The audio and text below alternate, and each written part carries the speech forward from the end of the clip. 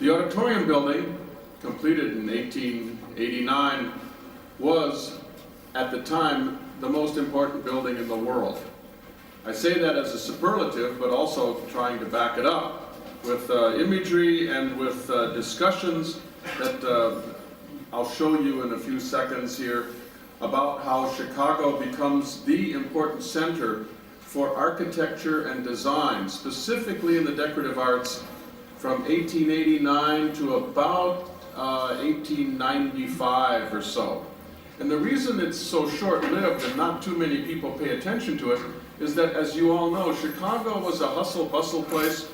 It was booming after the Great Fire of 1871, and there was no single specific style, specifically in the decorative arts, that Chicago focused on. It tried everything. Some things worked, some things didn't. And then in 1893, with the World's Columbian Exposition, some of that style of Chicago becomes sort of Renaissance revival.